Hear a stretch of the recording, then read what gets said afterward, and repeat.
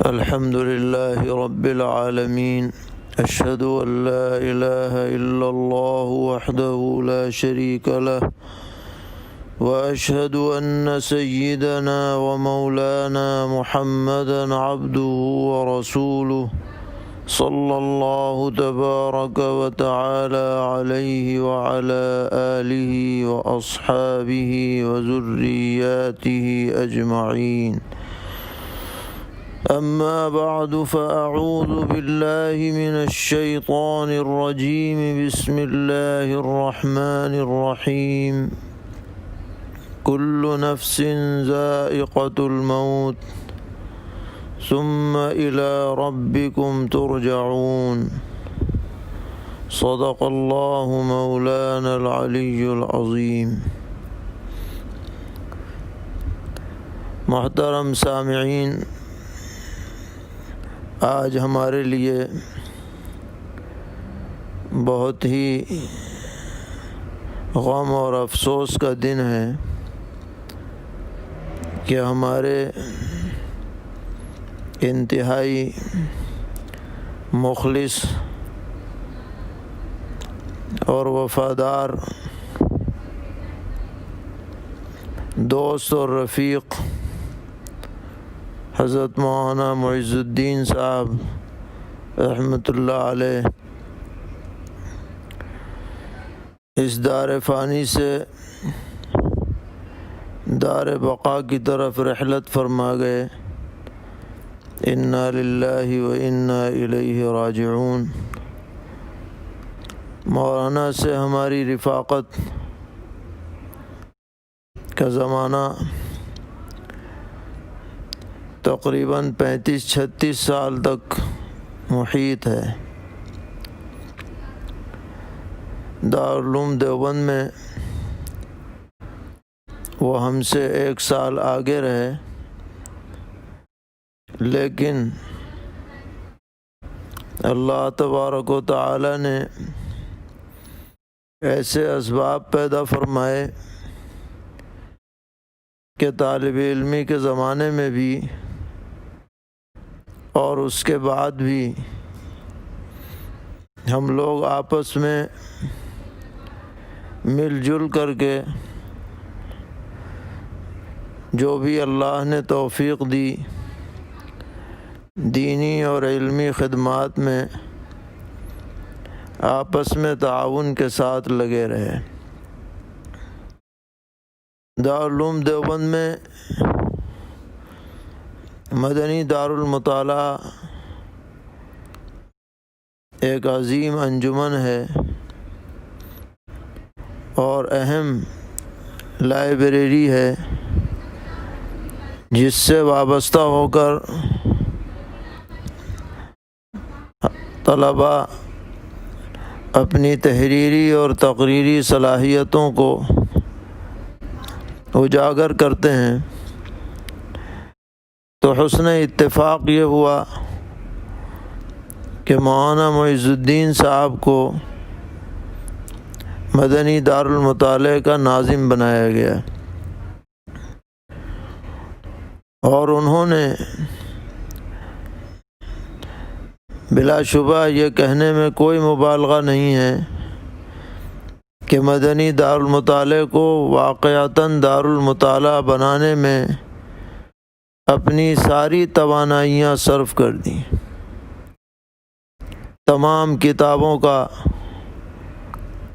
Register تیار کرنا، ہر کتاب پر چٹ لگا کر کے نمبر لگانا اور فن وار ان کو الگ الگ رکھنا، اور پھر یہ کہ پورے سال عصر سے لے کے مغرب تک پابندی سے دارالمطالعہ کو کھولنا، اور اس کا جو ہفتہ واری پروگرام بزم شیخ الاسلام ہوا کرتا تھا اس کی ساری تیاری کرنا.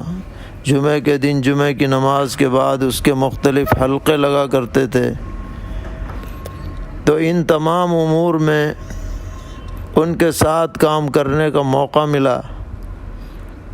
مدنی دارالمطالعہ کی طرف سے ایک رسالہ دیواری پرچہ نکلتا تھا آزاد کے نام سے، اس سے مضمون نگاری کی مشق کرنے کی توفیق ملی۔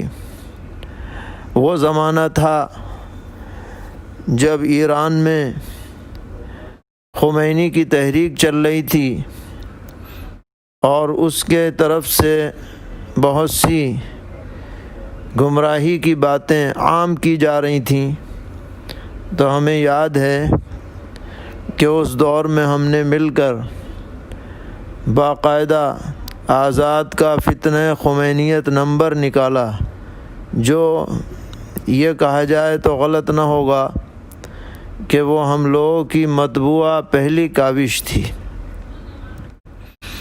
اسی طرح حضرت شیخ الاسلام مولانا سید حسین احمد مدنی نور اللہ مرقدہ کی تقریر شائع کی صدائے رفعت کے نام سے، جو اس زمانے میں لیتھو پریس پر چھپی تھی اور اپنی سی ایک حقیر سی کاوش تھی جس کو بڑی قبولیت ملی۔ اور ایک بڑا اہم کام اس دور میں یہ ہوا کہ سن 86 میں عالمی تحفظ ختم نبوت کانفرنس دارالعلوم دیوبند میں منعقد ہوئی، تو مولانا معیز الدین صاحب نے پرانی کتابوں سے جو ہم لوگوں کی نظر میں بھی نہیں تھیں، قادیانیوں کی تکفیر کے فتاوی حاصل کیے، دارالعلوم دیوبند کی لائبریری کو کھنگال ڈالا بالکل، اور اس کے بعد ایک بہت بڑا چارٹ مرتب کیا جو اس کانفرنس میں جاری کیا گیا۔ اس کی تیاری میں، ترتیب میں مولانا معیز الدین صاحب کا بڑا حصہ رہا۔ مولانا ہم سے 1 سال پہلے سن 1406 میں یعنی 1986 میں فارغ ہوئے۔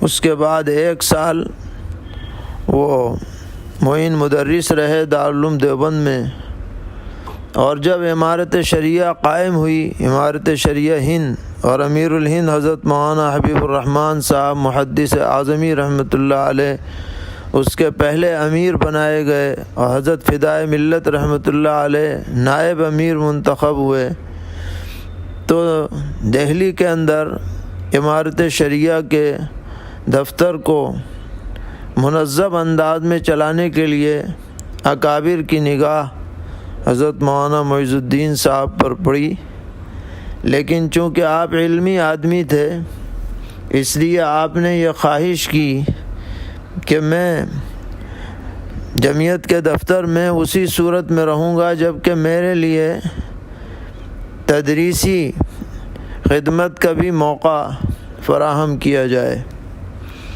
چنانچہ یہاں پر مدرسہ حسین بخش میں سالوں تک آپ نے صبح کے وقت میں 2 گھنٹے، جن میں جلالین شریف یا کوئی فقہ کی کتاب پابندی کے ساتھ آپ پڑھاتے رہے۔ امارت شریعہ کے کام کو مرتب کرنے میں، اور خاص طور پر رؤیت ہلال ہر 29 تاریخ کو، چاند کی 29 تاریخ کو رؤیت ہلال کا باقاعدہ اجلاس کرنا، اور پورے ملک کی رؤیت ہلال کمیٹیوں سے رابطہ کرنا، اور پھر انتہائی دیانت داری کے ساتھ 12 مہینے چاند کا اعلان کرنا، یہ مولانا معیز الدین صاحب نے استقلال اور استقامت کے ساتھ، یوں سمجھا جائے کہ تقریباً 33 سال یہ خدمت انجام دی ہے، اور کسی مہینے بھی ناغہ نہیں ہوا۔ عام طور پر جو مشہور رؤیت ہلال کمیٹیاں ہیں وہ عید بقرعید یا محرم وغیرہ کا صرف اعلان کرتی ہیں، لیکن امارت شریعہ کی جو رؤیت ہلال کمیٹی ہے بلا ناغہ ہر مہینے 29 تاریخ کو اس کا اجلاس ہوتا ہے، اور پھر اگلے دن اس کے بارے میں اعلانات جاری ہوتے رہے ہیں، جس کی وجہ سے پورے ملک کا اعتماد امارت شریعہ کی رؤیت ہلال کمیٹی پر رہا۔ اسی طرح امارت شریعہ کے تحت میں بہت سے بڑے بڑے اجلاس ہوئے اور بہت سی جگہ تربیتی کیمپ لگائے گئے قاضیوں کی تربیت کے لیے، مقدمات کیسے سنے جائیں، کیسے کارروائی چلائی جائے، اس کے بارے میں باقاعدہ نظام العمل اس کا اجرا کرایا گیا۔ مولانا معیز الدین صاحب کو یہ ساری باتیں زبانی ازبر تھیں اور حافظے میں محفوظ تھیں۔ پھر ایک مزید اللہ تعالیٰ نے خدمت یہ لی کہ ادارۃ المباحث الفقہیہ جمعیت علماء ہند، جو پہلے حضرت مولانا سید محمد میاں صاحب رحمۃ اللہ علیہ کی نگرانی میں قائم تھا اور چلا کرتا تھا، اور حضرت کی وفات کے بعد وہ سلسلہ موقوف رہا کئی سالوں تک، لیکن جب اس کی نشأت ثانیہ ہوئی تو اس ادارے کے ناظم حضرت مولانا معیز الدین صاحب منتخب ہوئے، اور انہوں نے بلا شبہ اس ذمہ داری کا حق ادا کر دیا۔ ہم لوگ اپنے احباب سے یہ بات کہا کرتے تھے کہ مولانا معیز الدین صاحب اکیلے ایک پورے ادارے کا کام کرتے ہیں، سوالات کی تیاری اور مقالہ نگار تک ان کو پہنچانا اور پھر مقالے وصول کرنا، اور اب تو آخر میں ان کا جو موبائل تھا وہ ساری چیزوں کا مجموعہ بن گیا تھا۔ پوری کارروائی اور تمام مقالات ان کے موبائل کے اندر محفوظ رہتے تھے، اور پھر اس کی وہ فہرست بناتے تھے اور ساری چیزیں ان کے ذہن میں رہتی تھیں، اور جس موضوع پر اجتماع ہوتا تھا اس کے ما لہ ما علیہ پر گہری نظر رہتی تھی۔ تجاویز میں کیا ہونا چاہیے، کیا نکات ہونے چاہیے، کن باتوں پر بحث ہونے کی ضرورت ہے، کتنی باتیں منقع ہو چکی ہیں، عام مقالہ نگاروں کی جہاں تک نظر نہیں جاتی تھی، مولانا معیز الدین صاحب وہاں پہلے ہی اس پر اپنی رائے بنا لیتے تھے، اور سب دلائل پر ان کی نظر رہتی تھی۔ چنانچہ جو تجویز کمیٹی ہوتی تھی اس میں اپنی بات بھرپور انداز میں پیش فرماتے تھے، اور لوگ ان کے دلائل کو دیکھ کر کے ان کی بات کو مانتے تھے، اور جو وہ مشورے دیتے تھے انہیں قبول کیا جاتا تھا۔ اللہ تعالیٰ نے بے مثال صلاحیتیں اس ایک فرد میں جمع فرما دی تھی۔ جمعیت علماء کی تاریخ کے بارے میں ہمارے طبقے میں کوئی شخص ان کے برابر معلومات رکھنے والا نہیں تھا۔ جمعیت کی 100 سالہ تاریخ کے سلسلے میں 100 سالہ پروگرام منعقد کرنے کی بات آئی تو مولانا ہی نے یہ بات مشورہ دی کہ بجائے اس کے کہ صرف پروگرام کیے جائیں، ضرورت ہے کہ اس موقع پر تحریری مواد اکٹھا کیا جائے جو بعد میں آنے والوں کے لیے کارآمد ہو سکے۔ چنانچہ آپ نے ہی اس بات کی تحریک کی کہ جو اکابر ہیں ان کے بارے میں سیمینار منعقد کیے جائیں، اور پھر صرف مشورہ ہی نہیں دیا بلکہ عملی طور پر جو حضرات سیمیناروں کے کنوینر مقرر ہوئے ان کی پوری رہنمائی کی، اور کئی سیمینار کامیابی کے ساتھ منعقد ہوئے، اور پھر ان کے مقالہ جات مرتب ہو کر کے شائع ہوئے۔ اس میں بہت بڑا حصہ، بلکہ اگر ہم یہ کہیں تو غلط نہ ہوگا کہ آدھے سے زائد بلکہ 2/3 حصہ اللہ تبارک و تعالی نے مولانا معیز الدین کے ذریعے سے اس کو مکمل کرایا ہے۔ حافظہ ایسا غضب کا تھا کہ کسی بھی کتاب کو اگر وہ دیکھ لیتے تو ان کے دماغ میں وہ فیڈ ہو جاتی تھی۔ کوئی ایسا کتاب کے اندر فلاں باب میں یہ چیز لکھی ہوئی ہے، سنین وفات اکابر کے زبان زد تھے، اور اسی طرح جمعیت علماء ہند کی تاریخ اور اس کے دستور کے بارے میں اور مجالس عاملہ کی جو تجاویز چھپ چکی ہیں یا چھپی نہیں ہیں، رجسٹروں کے اندر ہے، ان کے بارے میں سب سے زیادہ کسی کو اگر تحقیق کرنی ہوتی تھی تو مولانا معیز الدین صاحب کی طرف رجوع کرتا تھا۔ اور حیرت انگیز بات یہ ہے کہ پرانے الجمیت کے فائل جو لائبریریوں کے اندر محفوظ ہیں، انہوں نے ان پر بھی نظر ڈال رکھی تھی، ہفتہ وار الجمیت بھی اور روزانہ الجمیت بھی، اور اس کے نشانات لگا رکھے تھے۔ اپنی بعض نوٹ بکس کے اندر ان کے حوالہ جات نوٹ کر رکھے تھے، کوئی بھی بات اگر معلوم کرنی ہوتی تو ان سے رجوع کیا جاتا تھا۔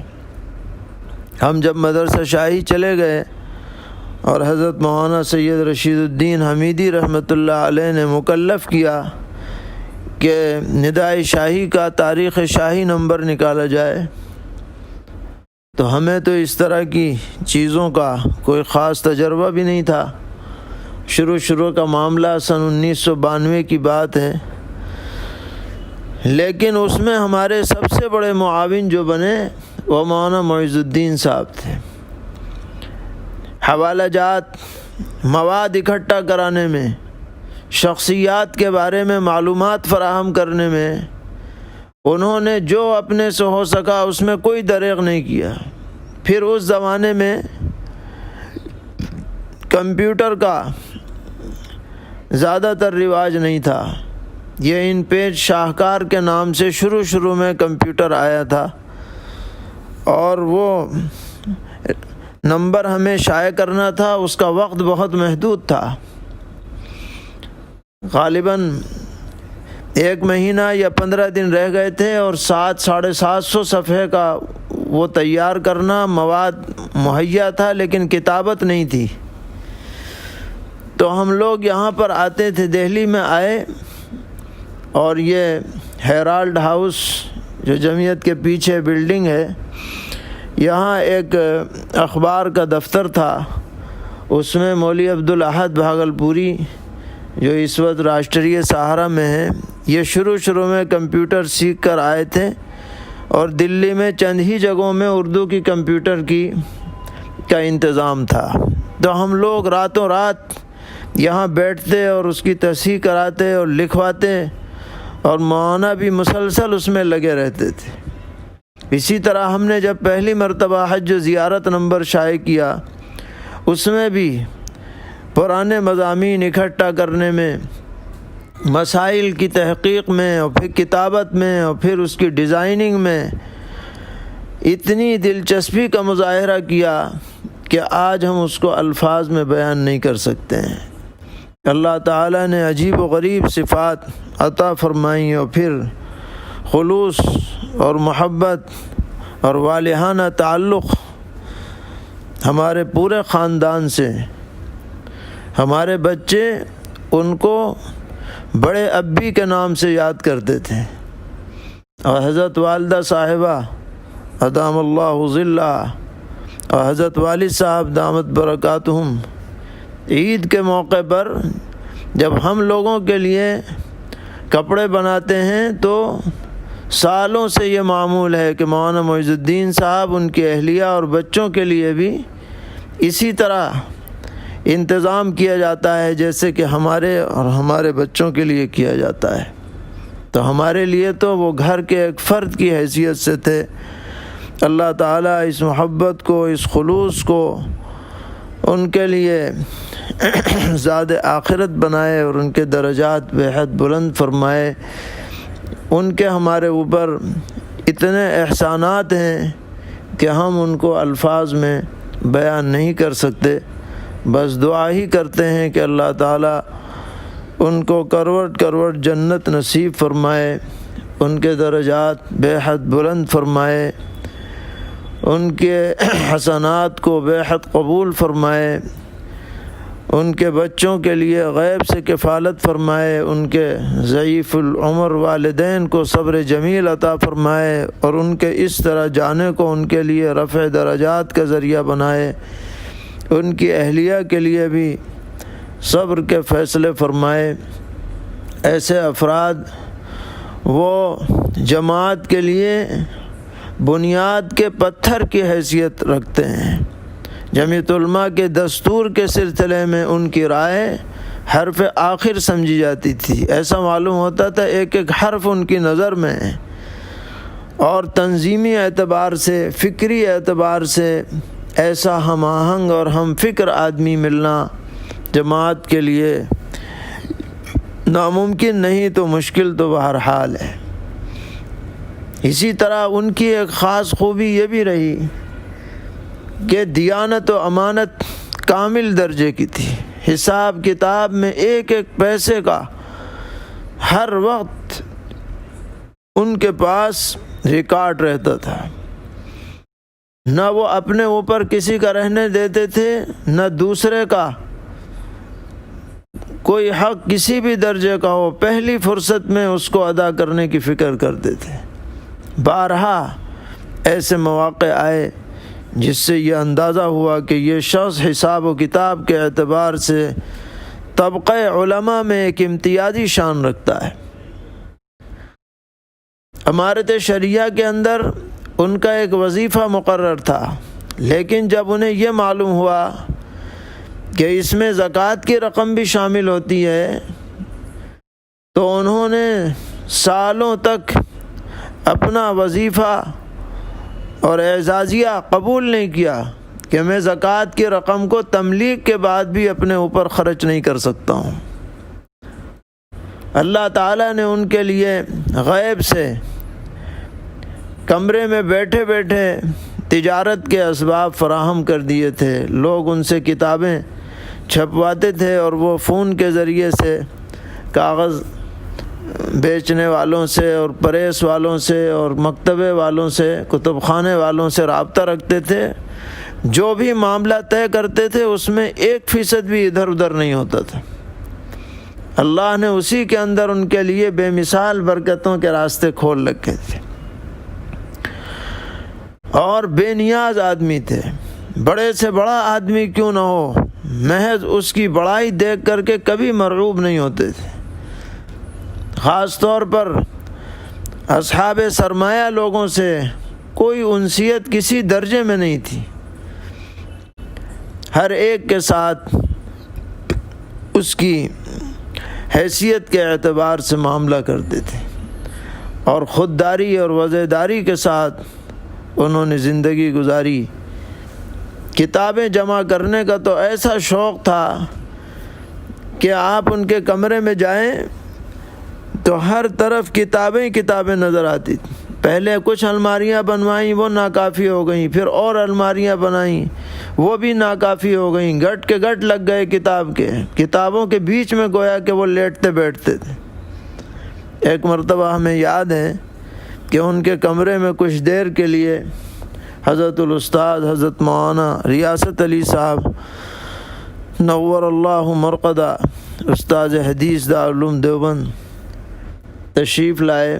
کچھ دیر آرام کیا، جب نکلنے لگے تو ہم بھی وہاں حاضر تھے۔ نکلتے نکلتے فرمانے لگے کہ معز الدین تو کتابوں کا قارون ہو رہا ہے، یعنی جیسے کہ قارون نے مال و دولت جمع کیا، اس شخص نے کتابیں جمع کی۔ کوئی بھی کتاب نئی سے نہیں آ جائے، بس فوری طور پر ان پر یہ فکر سوار ہو جاتی تھی کہ یہ کیسے خریدی جائے، کیسے لائی جائے۔ یہاں کتابوں کی نمائش لگتی تھی، اس میں جاتے تھے، جو کتاب پسند آئے فوری طور پر اسے خرید لے۔ ایسی ایسی کتابیں جو ہم لوگوں کے مطالعے میں کبھی نہیں گزریں ان کے ہاں موجود تھیں۔ پھر کتنی کتابیں گھر بھیج دیں جب یہاں جگہ نہیں رہی۔ اسی طرح حضرات اکابر سے ان کا بڑا خصوصی ربط رہا، خاص طور پر فدائے ملت حضرت مولانا سید اسد صاحب مدنی نور اللہ مرقدہ۔ اور ہم نے دیکھا کہ بڑے بڑے اساتذہ کرام دارالعلوم دیوبند کے ان سے تعلق رکھتے تھے، ان پر اعتماد کرتے تھے۔ حضرت مولانا ریاست علی صاحب سے تو گھریلو گویا کے تعلقات تھے۔ حضرت اپنی چیزیں ضرورت کی بلا تکلف مولانا سے کہہ دیتے اور ان کا حساب معاونہ سے چلتا رہتا تھا۔ اسی طرح حضرت اقدس مفتی سعید احمد صاحب پالنپوری نور اللہ مرقدہ اور دیگر حضرات سب ان کا لحاظ کرتے تھے۔ اللہ تعالیٰ ان کے درجات بے حد بلند فرمائے۔ ہمارے خاندان سے، مدنی خاندان کے ہر فرد سے ان کا انتہائی گہرا تعلق تھا۔ خاص طور پر حضرت مولانا سید اسجد صاحب مدنی دامت برکاتہم کے تو وہ درسی ساتھی بھی تھے، اس لیے بڑی بے تکلفی طالب علمی کے زمانے سے رہی اور آخر تک اس کو نبھایا۔ اللہ تعالیٰ ان کے درجات بلند فرمائے، ان کی سیئات کو معاف فرمائے، ان کے لیے خیر، راحت، عافیت کے فیصلے فرمائے۔ تمام ہی سامعین سے ہماری گزارش ہے کہ ان کے لیے دعائے خیر فرمائیں، ایصال ثواب کا زیادہ سے زیادہ اہتمام فرمائیں۔ اپنے وقت پر تو سبھی کو جانا ہے، بلا شبہ وہی آدمی کامیاب ہے کہ جو اس طرح سے دنیا سے جائے کہ لوگ اسے اچھی طرح یاد کریں، اچھے انداز میں۔ ایک بزرگ کا مقولہ ہے کہ المرء حدیث بعدہ فکن حدیثا حسنا، کہ آدمی اپنے بعد ایک کہانی بن جاتا ہے تو تم ایک اچھی کہانی بن کے دنیا سے جاؤ۔ اللہ تعالیٰ نے ان کو یہ توفیق عطا فرمائی کہ دینی اور ملی اور قومی اور علمی خدمات اللہ تعالیٰ نے ان سے لی اور اپنے حصے کی زندگی گزار کر وہ اللہ کے دربار میں حاضر ہو گئے۔ اللہ تعالیٰ ان کو وہاں کی راحتیں عطا فرمائیں اور ہم سب کو اپنی آخرت کی فکر کرنے کی توفیق عطا فرمائیں۔ ہمارے جو اکابر باحیات ہیں اللہ تعالیٰ ان کی عمروں میں برکتیں عطا فرمائیں، اور جو گزر چکے ہیں ان کے لیے رفع درجات کے فیصلے فرمائیں۔ وآخر دعوانا ان الحمد للہ رب العالمین۔